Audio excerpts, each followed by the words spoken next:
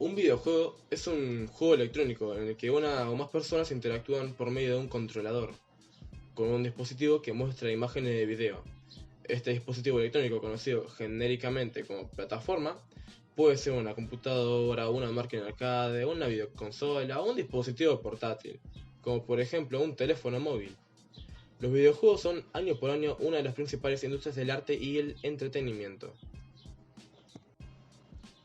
El concepto de los videojuegos como una forma de arte es un tema controvertido dentro de la industria del entretenimiento.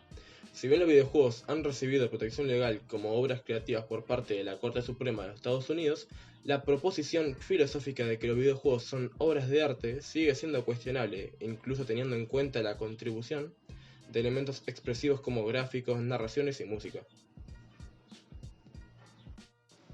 Si bien muchos videojuegos son reconocidos como arte por sus imágenes y narraciones visuales, otra clase de juegos han llamado la atención por crear una experiencia emocional para el jugador, generalmente al hacer que el usuario interprete a un personaje en una situación que induce el estrés, temas relacionados con la pobreza, la sexualidad y las enfermedades físicas y mentales. Tales juegos se han considerado ejemplos de un juego de empatía, descrito libremente por Patrick Bailey, del Sydney Morning Herald, como juegos que piden a los jugadores que habiten en los mundos emocionales de sus personajes.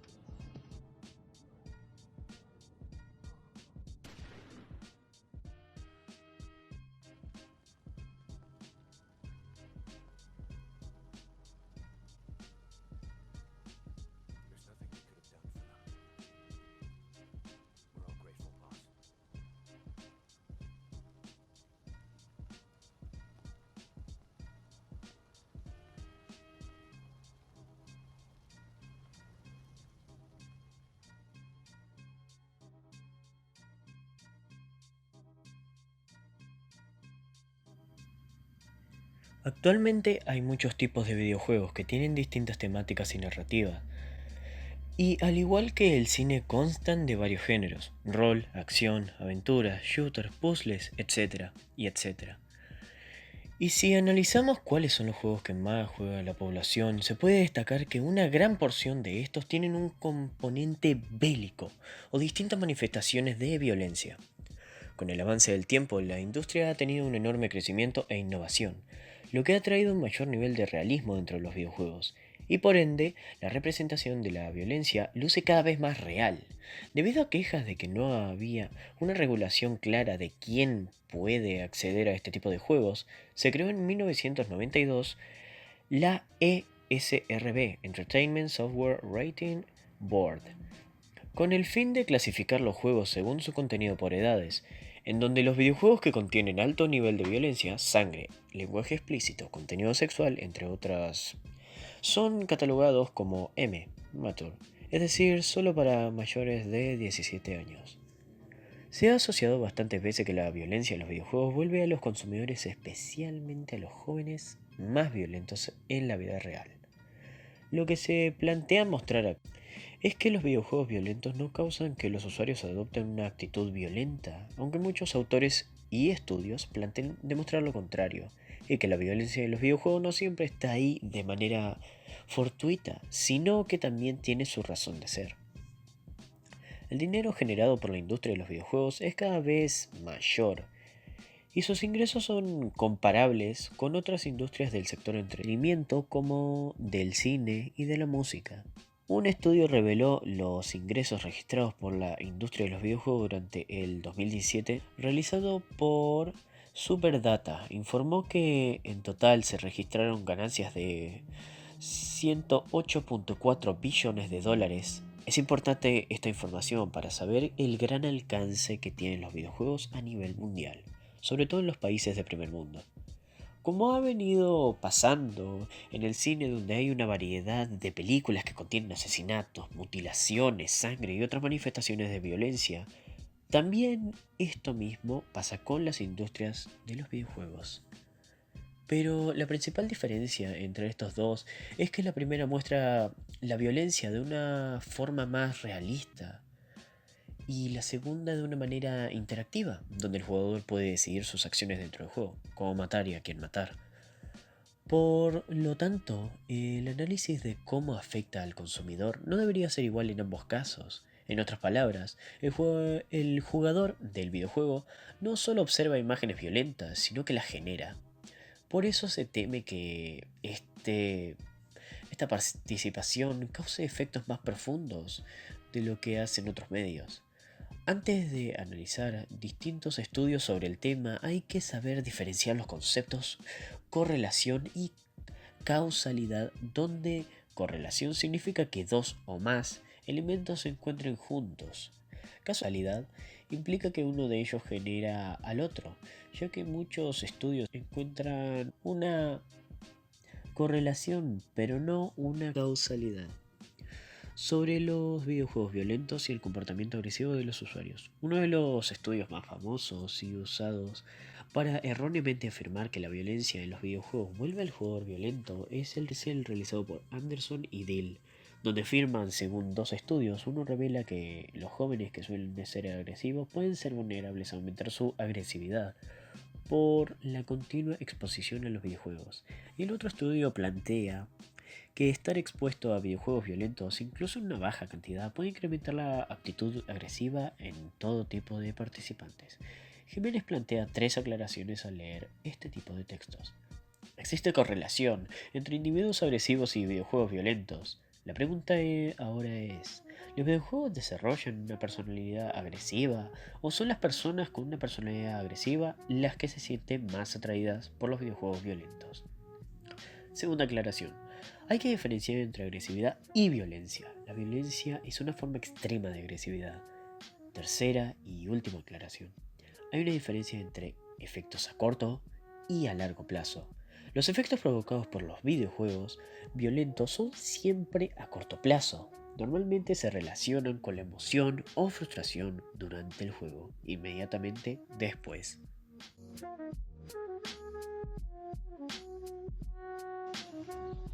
Bajo estos parámetros, si seguimos analizando lo planteado por Anderson y Dill, en partes donde Anderson afirma que a corto tiempo jugar un videojuego violento puede generar pensamientos agresivos, y luego dice que es posible que los efectos afecten a largo plazo, ya que el jugador aprende y practica diferentes tipos de agresión que pueden ser más accesibles de usar en situaciones de la vida real. Dicho esto, es pertinente destacar el uso de palabras como puede ser y probablemente, lo cual no permite mostrar una prueba de casualidad. En cuanto a los pensamientos agresivos generados por los videojuegos a corto plazo, sería una reacción normal del jugador sentirse molesto o frustrado. El perder en un juego, al igual que lo sería ver tu personaje favorito de una serie de televisión morir o ver a tu equipo favorito de fútbol perder un partido, pero esto no quiere decir que la persona realizara acciones violentas por este motivo.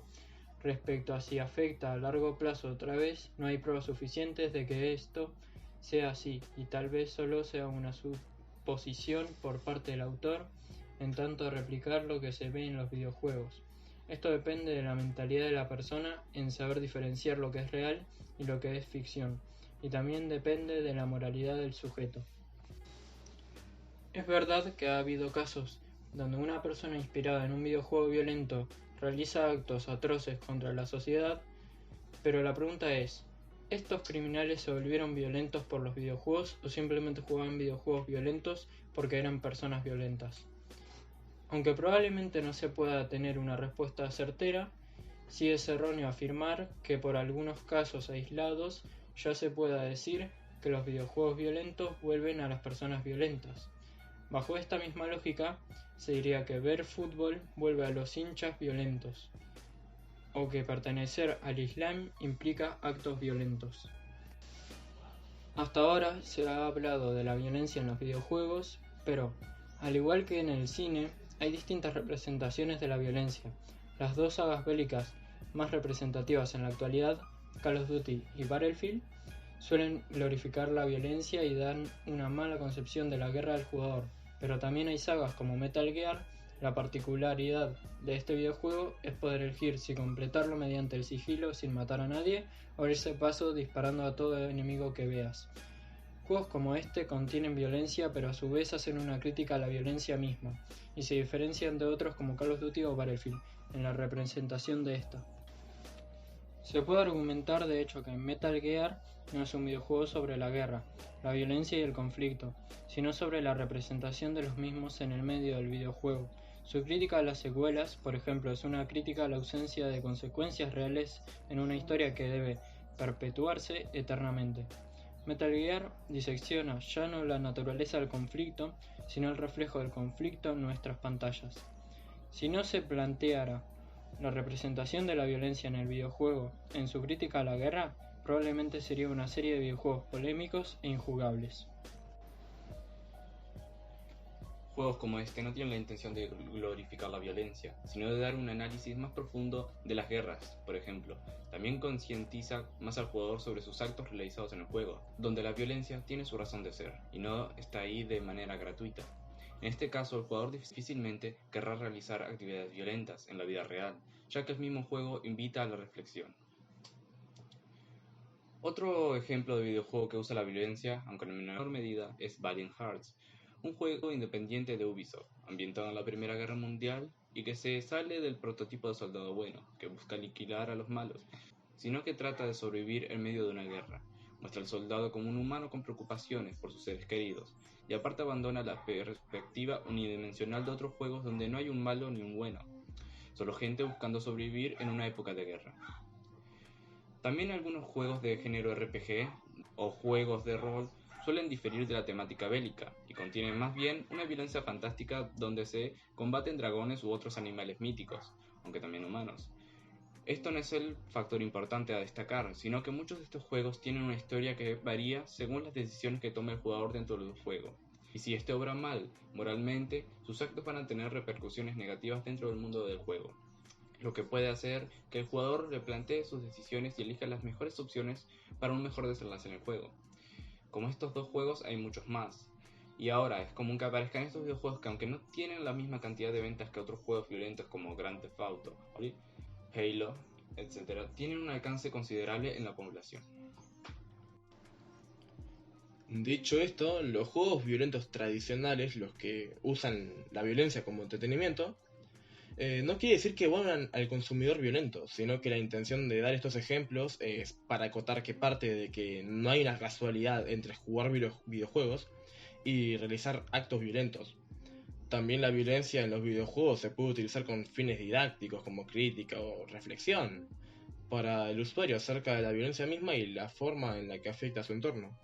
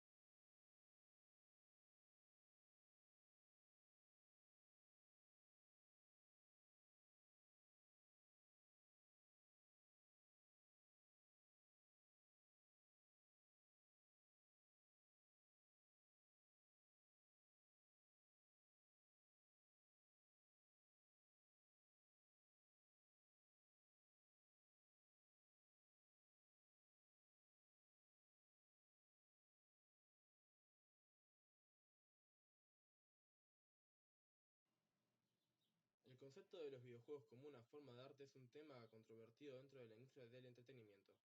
Si bien los videojuegos han recibido protección legal como obras creativas por parte de la Corte Suprema de los Estados Unidos, la proposición filosófica de que los videojuegos son obras de arte sigue siendo cuestionable, incluso teniendo en cuenta la contribución de elementos expresivos como gráficos, narraciones y música.